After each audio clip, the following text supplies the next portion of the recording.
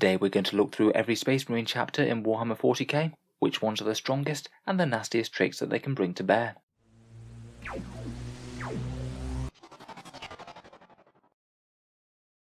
Hello and welcome back to Auspex Tactics, the strategy focused 40k channel where we're all about getting the most out of our miniatures on the tabletop. Now the Space Marine Codex has been out for a couple of months now, and we've got to grips with some of the new supplements including Deathwatch, Space Wolves and Blood Angels. I think now would be a good time to give my best estimate of where the strengths of various Space Marine chapters lie. So in this video I've ranked them into 3 tiers, and I'll talk about why I put them there and then go through each and every chapter and discuss what I think are their strongest attributes for more competitive lists. As always with these tier rankings, I know it's very subjective. This one's partly based on their win rankings in tournaments, but also on my own opinion as well. If you disagree with any of the rankings on this list, I'd certainly like to hear it, and tell me why down in the comments. In any case, absolutely tons to get through, so let's start with Tier 3.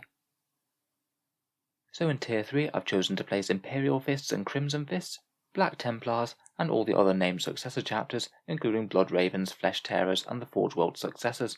I would stress though that even down in Tier 3, these guys are all very much Space Marines, they have access to some really strong units, and both the Fists and the Black Templars have access to some decently strong tricks of their own. Both of them have placed well in tournaments already in 9th edition. Having said that, I do think that they're more of a challenge to win with than some of the other Space Marine factions. First up we have Imperial Fists. I think their chapter tactic is probably the best thing about them at the moment. Extra hits on 6s with bolters is just a flat damage boost to some of Space Marine's most competitive units. Ignoring cover is good, and also +1 to hit against larger units isn't bad either.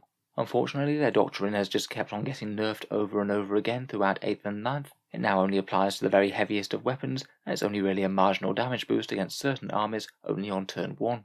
I will say that aside from their strong chapter tactic, they don't really have as much going for them in terms of their other special rules.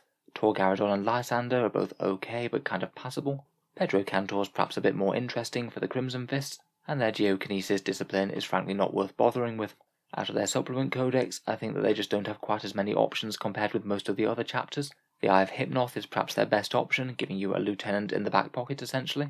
They've got a Warlord trait that essentially allows you to get some free command points at the start of the game. The Crimson Fists have got a really powerful Relic Power Fist, and they do have some usable stratagems in Tank Hunters and Bolter Drill. They're both solid damage boosts, but are both quite pricey at 2 command points. Finally, if you are playing Eternal War and not the GT pack, their Centurion Siegebreaker cohort can also be very good. But I'm not going to lie, Imperial Fists are really struggling a bit at the moment. If I were playing them, I'd be wanting to try and absolutely get the maximum out of their chapter tactic with the extra hits with the bolters.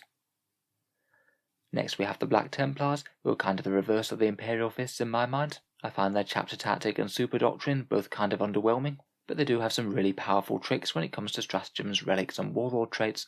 For their chapter tactic, re-rolling charges is reasonable. It will give you more successful charges over the course of the game, and isn't too bad out of Deep Strike either, particularly when combined with a Chaplain for +2 to charge. Their super doctrine is probably the weakest assault buff compared with the other assault armies. They really need to be fighting medium and heavy infantry, with things like chainswords and power swords, for it to really have all that much effect.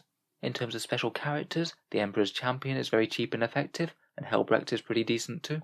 And it's quite nice that their chaplains have so many options compared with standard to make up for their lack of librarians. In particular, the litany that gives you a 5+ feel no pain on 1 unit is very solid indeed. In terms of other options, they have a couple of really good stratagems in Devout Push. That's the one that lets them essentially consolidate 3 inches into close combat, even if they fell back or jumped out of an impulsor that turn. It's really quite powerful, and I made a whole video about it the other week if you're interested. Tenacious Assault is really annoying as well. It can unlock an enemy infantry unit in close combat, which isn't usually where they want to be if you're against a gun line.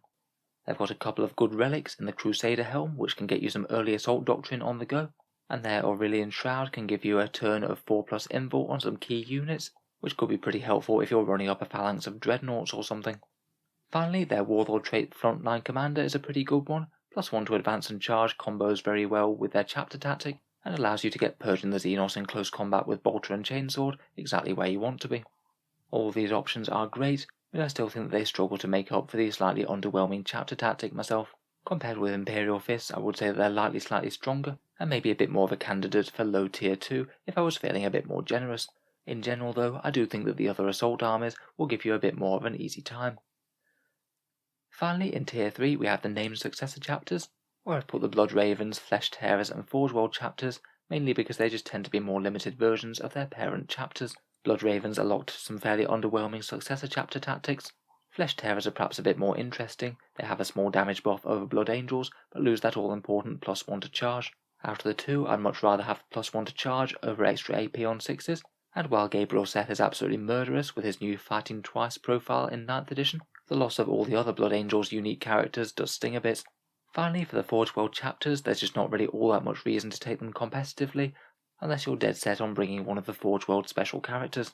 Some of them are certainly pretty decent, but from a purely competitive point of view, I'm just not sure that they're strong enough to really warrant building your entire army around. Overall, I think that these guys are fun, but I don't think that we're going to see them topping tournaments all that regularly. So next up we come to Tier 2. Here I've chosen to include Space Wolves, Blood Angels, Raven Guard, Deathwatch and Iron Hands. All good armies with decent chapter tactics and their own really solid tricks. They'll certainly be in the running for placing high in tournaments, though again I think that some of the other chapters will give you a slightly easier ride.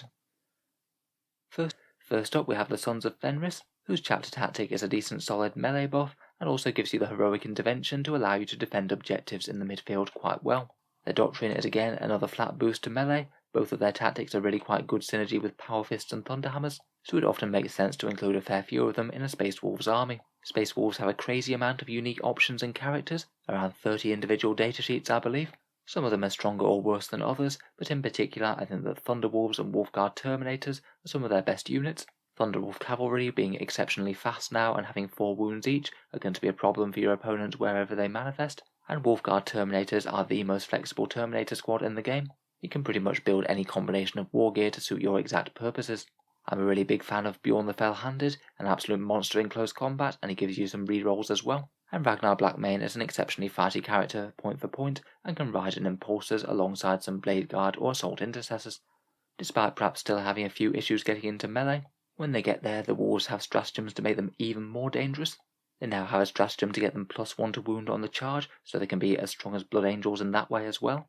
And they have another one called Bestial Nature, which can get them into the Assault Doctrine early if they need it. They've got some solid relics in the Wolf and Stone for extra attacks, and the Armour of Ross for making an enemy unit fight last. And the reworked Tempestus discipline is really very strong. You can grant cover to advancing Space Wolf units, debuff and mess with enemies, or put out a very decent amount of mortal wounds. Overall, I think that Space Wolves are a very solid melee army, though I will admit having so many nerfs to Wolfen in the new decks has really hampered them.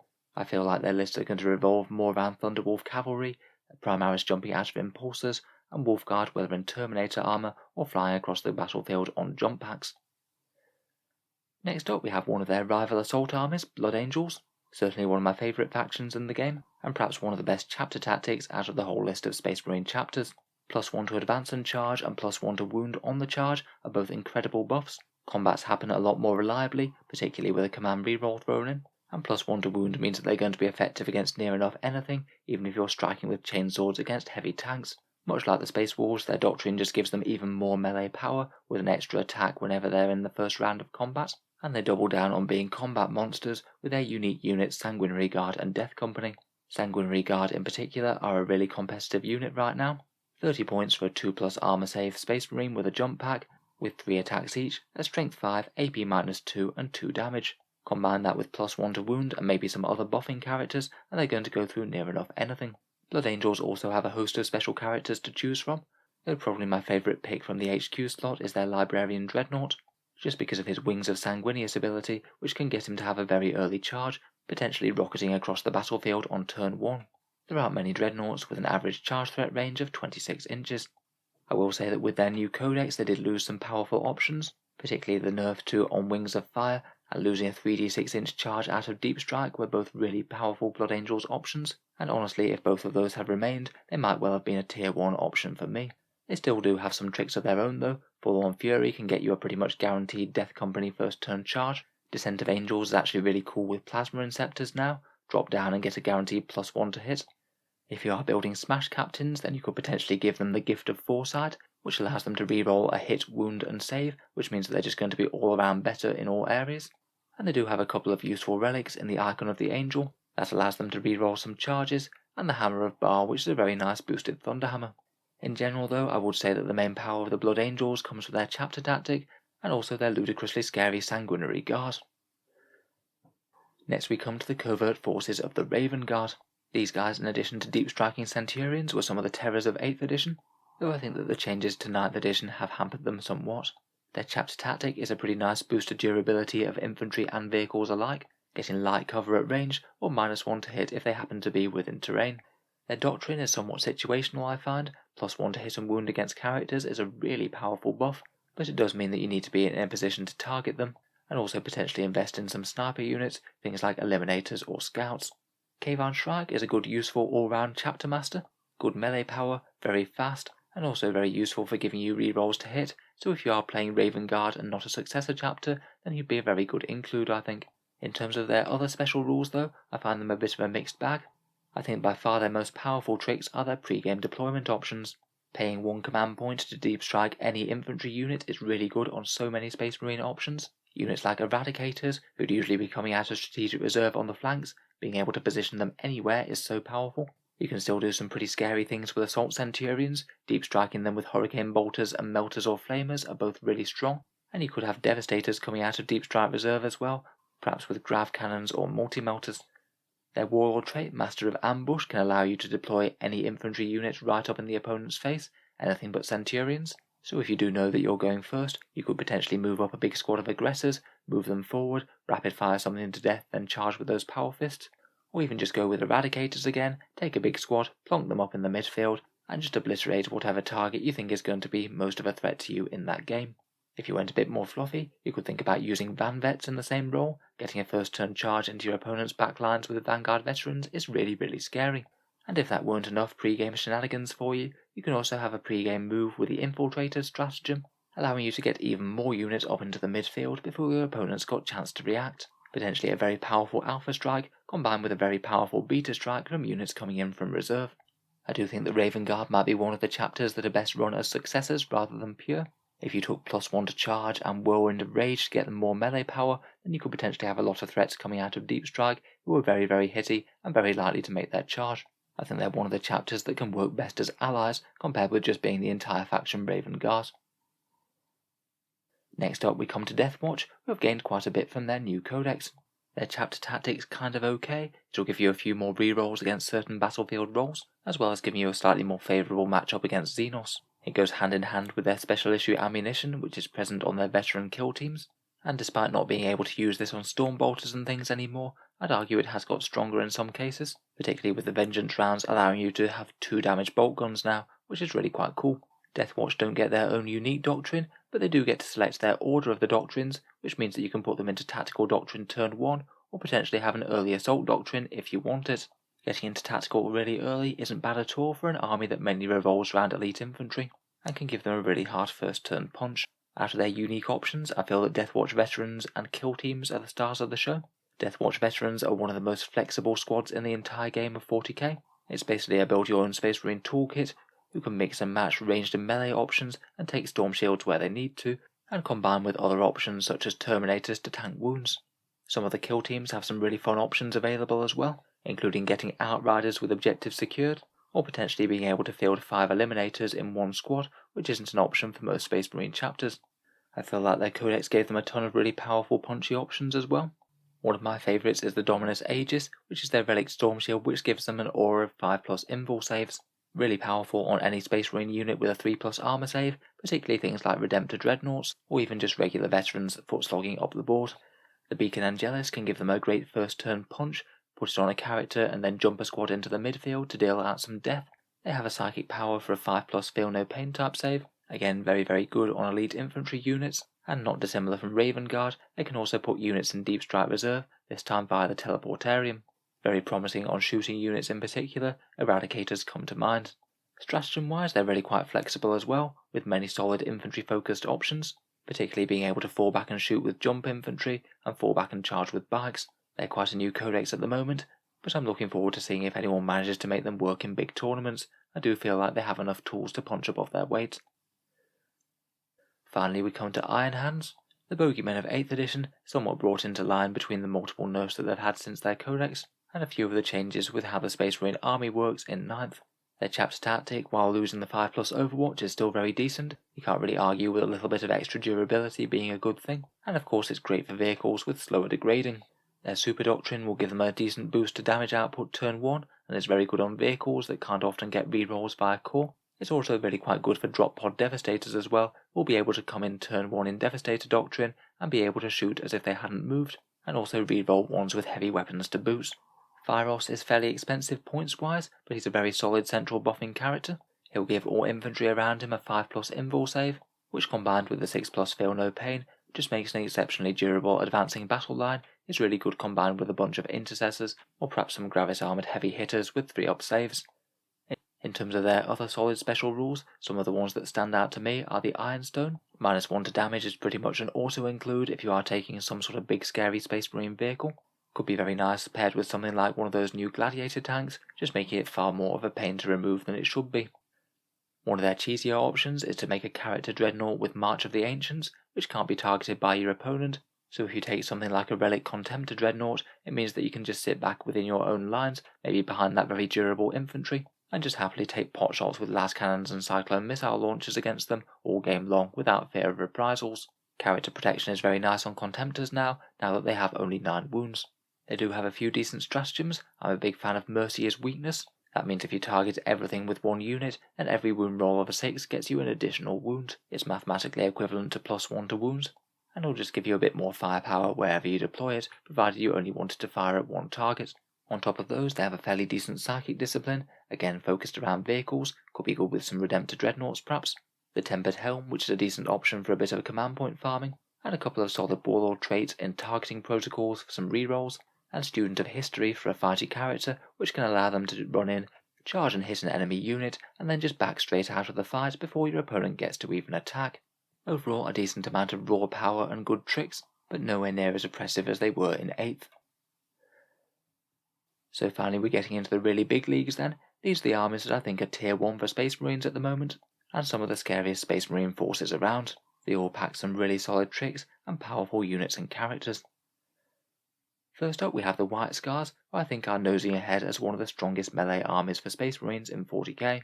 Their chapter tactic got a big buff going into 9th edition. You can now advance and charge, fall back and charge, and also advance and shoot assault weapons for no penalty.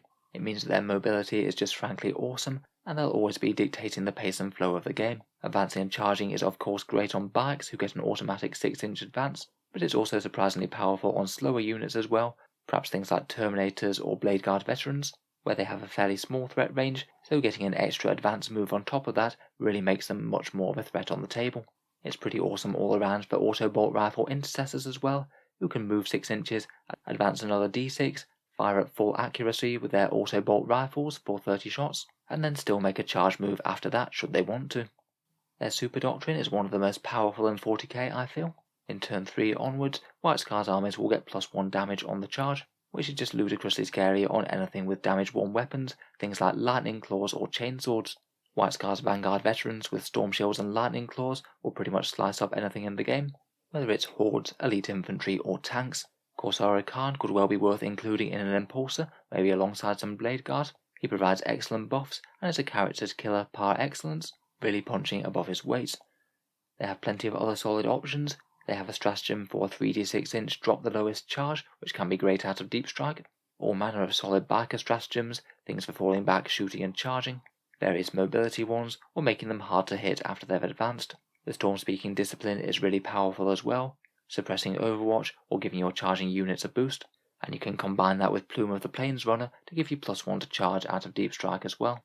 They've got good warlord traits in Master of Snares to potentially stop you from falling back, and Chigorian Storm combined with Imperium Sword can give you a character with potentially 4 extra attacks and +1 strength and reroll charges. Not much is going to stand in the way of that. Some solid units for White Scars will be Outriders, Bike Captains, Vanguard Veterans, Auto Bolt Rifle Intercessors and Blade Guard Veterans. They're a really solid all-round melee army, great movement in the first few turns, and excellent damage output with their super doctrine in the last few. Next up we come to Salamanders, who I still think are punching above their weight in the Space Marine army, though I don't think that they're anywhere near out as far in the lead as they used to be in early 9th. Their chapter tactic shouldn't be underestimated. Rerolling a single wound roll per squad will add up in terms of damage output over the game, though of course it isn't quite as powerful as it used to be when you used to reroll a hit roll as well. Their super doctrine is a bit more reliable for damage output in my opinion, A flat +1 to wound on melter guns and flamers when they're in the tactical doctrine just takes some units from being excellent damage dealers to being ludicrous. Obviously, eradicators spring to mind whenever you think of melter guns, but multi-melters are pretty much efficient choices wherever you take them, whether it's on attack bikes, invade ATVs, drop pod devastators, and flamer units are none too bad either, say on Stern Guard veterans packing loads of combi flamers, or flamestorm aggressors, which can be a good bully unit moving up the field. Their special characters are both a little bit pricey, but bring some very powerful tools to the table. Adrax is one of the single fightiest characters in the entire Space Marine lineup, and he can provide some pretty powerful melee buffs to nearby Salamanders too. And Vulcan Hestan is there if you want all the rerolls for your melters and flamers, running him alongside a drop pod of multi-melter devastators or Stern Guard veterans with combi weapons is just going to delete whatever's on the front line. In terms of their other solid rules, they have powerful stratagems, including a nice generic +1 to wound with Crucible of Battle, a really scary defensive option where they can do a kind of counter-charge move with nearby melee units, and multiple different options for getting flamer buffs off, particularly that one that allows them to get max hits with every single flamer weapon in a squad. Salamanders can make some of the scariest characters in the game as well. A captain on bike can be up to toughness 7 with a warlord trait and also -1 to wound, so even things like assault cannons and grenade launchers will be wounding him on 6s. Fire Shield and Drakeskin are great psychic powers to amp up the durability of one unit, and I've got a couple of good relics as well in the Obsidian Aquila for a 6+ Feel No Pain, and the Hammer of Nocturne for an excessively fighty Thunderhammer. If your battle plan is revolving around melters and flamers, then Salamanders are going to be a very solid option. Next up we come to Ultramarines, who I think have really risen through the ranks from being one of the middle tier Space Marine chapters to being absolutely top tier at the moment. Their chapter tactic and super doctrine are kind of okay, but I think they make up for it in their powerful special characters and other really solid rules. Falling back and shoot is generally quite useful, can be good on units like Inceptors in particular, who want to get close but also don't want to be tied up, and even +1 leadership can be a little bit more useful now that Space Marines might actually fail some morale tests. Scions of Guilliman became a lot less relevant now vehicles don't take penalties for moving and shooting with heavy weapons, but it still most certainly has its uses. Being able to move and rapid fire with bolter discipline is really good, and makes standard bolt rifle intercessors a far better choice in Ultramarines. It can also make you want to take a fair few more heavy weapons on infantry squads as well. Again, drop pod devastators are reasonable in an Ultramarines army because they're able to drop down turn 2 and fire as if they hadn't moved. For the same reason, Ultramarines can be really good with heavy eradicators as well. Their heavy melter rifles usually have the disadvantage of moving and shooting and getting -1 to hit, but when they're in Scions of Guilliman, that doesn't actually matter at all, so you're essentially paying 5 points per guy for +2 damage per shot. Very, very nasty, and makes eradicators even stronger in an Ultramarines army. Ultramarines are spoilt for choice with buffing characters. Guilliman or Calgar can be a really solid centerpiece to the army. They provide excellent buffing auras, a few extra command points if they're your warlord, and when the enemy gets close, they're both very tough and very strong in combat. Can't really go too far wrong. Tigurius is also a really good option for the points though. He makes one unit -1 to hit at range, which is a great durability boost, as well as being able to lay down some other psychic powers, such as the Psychic Fortress one for a 5+ invul. To keep them safe, Victrix Honor Guard are a good unique option as well, and can tank some wounds for Guilliman or Calgar pretty easily. In terms of their other rules, the Stratagem Rapid Redeployment is potentially game-changing. That's the one that allows them to redeploy units before the game begins, and basically counter-deploy their most important units, so the enemy either can't hit them on their turn 1, or just line yourself up for the perfect alpha strike. The Seal of Oath can give you full rerolls against one enemy target that really needs to die, and it can actually be quite good coming out of Deep Strike alongside something like Eradicators or Inceptors, who will really profit from the full rerolls to hit and wound. Squad Doctrines can allow you to get into Tactical Doctrine turn 1 and really reward if you're taking a big squad of Intercessors. Potentially combining that with Rapid Fire could gun down a lot of enemy hordes straight away. And you've got some good warlord traits, including Heroic Intervention around Guilliman if he is your warlord, and Adept of the Codex for some command point farming, which is usually a good choice to include in any Ultramarines list. I do think it's interesting that Ultramarines seem to be so strong at the moment, in spite of a fairly subpar chapter tactic. It really shows just how powerful their other options can be. Finally, we come on to Dark Angels, who along with Black Templars are the only main Space Marine chapter not to have their own book at the moment, but even with their rules changes that are present in the index, they remain a force to be reckoned with. Grim Resolve now gives them +1 to hit when stationary, which is a really solid boost at range, particularly for your gunline units, even if you don't necessarily want too many of them, and it can also be very helpful when you're getting charged by the opponent, as in your opponent's turn all of your units will have been stationary. Deathwing and Ravenwing, who are usually going to be on the move, get their own particular kind of boosted chapter tactics, Deathwing get Inner Circle, which is possibly one of the strongest rules in the new Dark Angels, where they can't be wounded or anything better than a 4+. The Deathwing are just a really flexible Terminator squad loadout as well, and whether you're taking Deathwing Knights that hit on 2s with Thunderhammer equivalents, or regular Deathwing Terminators with Chain Fists and Stormbolters, they're both not going to go down to any sort of reasonable firepower. Ravenwing also get their Jinx special rule for a bit more durability on the move. Their unique super doctrine is a small ranged boost when you're in the Devastator doctrine, which certainly isn't bad on turn 1, and you can potentially get a couple of turns out of it with the Ravenwing Warlord trait. In terms of their unique units, Azrael remains a very solid force multiplier, giving a 4+ invul to nearby infantry units is really strong durability, and he's really just who you want at the centre of your battle line. Deathwing Terminators and Deathwing Knights are very scary, as we've already said, and some of the Ravenwing options are really interesting as well. Talon Masters that can't be targeted due to character protection, and Dark Talons being a really interesting and usable flyer, particularly with their new take on the Rift Cannon, which can deal out a ton of mortal wounds. Their other rules are just a little bit limited at the moment, with them not having a full codex, but that will almost certainly be rectified in January, and they'll get a few more options on the go. For the moment though, Combined Assault is a really useful stratagem for getting Deathwing Terminators within a 6-inch charge range. High Speed Focus can give Ravenwing units a 4+ invul save, and that can be really powerful on things like attack bikes or invader ATVs. Finally, for relics, I'm a big fan of the Pennant of Remembrance. That one gives you a 5+ feel no pain to Deathwing Terminators, just in case you needed a little bit more durability. In terms of other units, few armies do better with the Invader ATV and Apothecary cheese combo than Dark Angels. They can have a Ravenwing Apothecary follow them all the way around, giving them a 6+ feel no pain and bringing them back to life when they die. It'll basically be kind of worthless to shoot at them, particularly when they can get that invul save with a stratagem. Overall, I think that things are looking very solid for Dark Angels at the moment, and I wouldn't be too surprised if things get even better when their codex is released. So I hope you've enjoyed a little rundown of the Space Marine chapters and why I think that they're strong in 9th. As always, if you disagree with any of the rankings, or you think there's anything important that I've missed, please let me know down in the comments below. It's always good to be more informed. If you've enjoyed the video, then feel free to subscribe to Auspex Tactics, where we'll certainly be keeping the 40k analysis videos coming, with new videos every single day. Finally, if you are finding the videos on the channel useful, any support on the channel's Patreon page is massively appreciated. It is what allows me to keep on doing this as a full-time thing, so if you are enjoying regularly, then feel free to check out the channel's Patreon page down in the video description below. Channel patrons get a few different advantages, such as being able to see certain videos early, regular votes to see what sort of things come next on the channel, and automatic entry to the Auspex Tactics prize giveaway with a chance to win some big kits every month. If any of that sounds interesting, or you'd just like to help support, then the link is down in the video description. In any case, a massive thank you for listening, and I'll hope to see you guys next time.